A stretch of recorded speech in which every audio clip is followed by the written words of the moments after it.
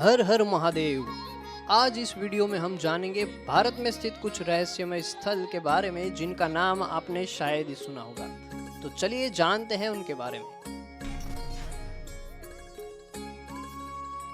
सबसे पहले बात करते हैं उस शिवलिंग की जो द्वापर युग से है। तो हम बात कर रहे हैं भीमनाथ महादेव की, जो स्वयं भीम द्वारा स्थापित किया गया था।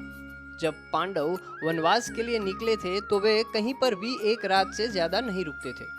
तब वे गुजरात के वडोदरा में इसी स्थान पर रुके हुए थे और भीम का नियम था वे भगवान शिव की पूजा किए बिना भोजन नहीं करते थे।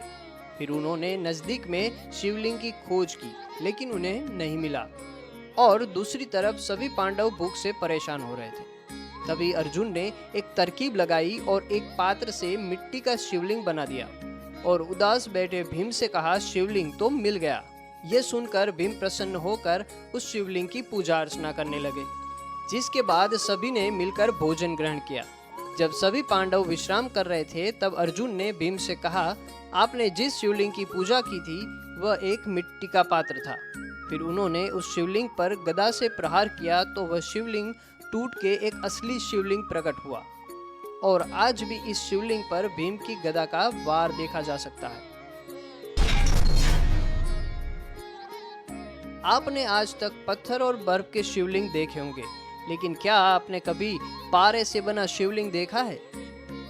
उज्जैन के शिप्रा नदी के किनारे नरसिंह घाट पर पारदेश्वर महादेव मंदिर है, जहां 2.5 टन वजन वाला पार्द लिंगम मौजूद है, जिसे दुनिया के सबसे शक्तिशाली लिंग में से एक माना जाता है, क्योंकि इसमें चिकित्सक गुण है जो नकारात्मक ऊर्जा को शोषित करता है।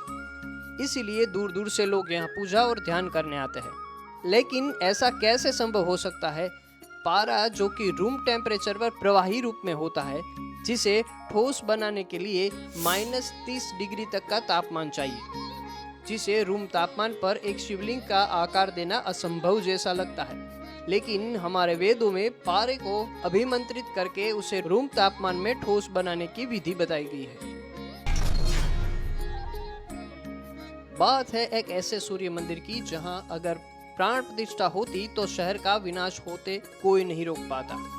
बात है वडोदरा के सूर्य नारायण मंदिर की। रावपुरा क्षेत्र के एकमात्र सूर्य मंदिर का निर्माण हुआ।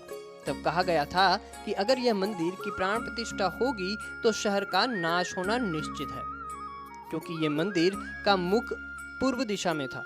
तकरीबन 200 साल पहले 1793 से 1802 के दौरान दीवान राव जी उप जी ने यह मंदिर अपनी दूसरी पत्नी के लिए बनाया था। सूर्यदेव की सुंदर मूर्ति के साथ परिसर में विशाल हाथी की प्रतिमा भी देखने को मिलती है। तो अब इस मंदिर के प्राण प्रतिष्ठा का एक ही निवारण था कि मंदिर के मुख के पास हाथी की विशाल प्रतिमा बनवाई जाए।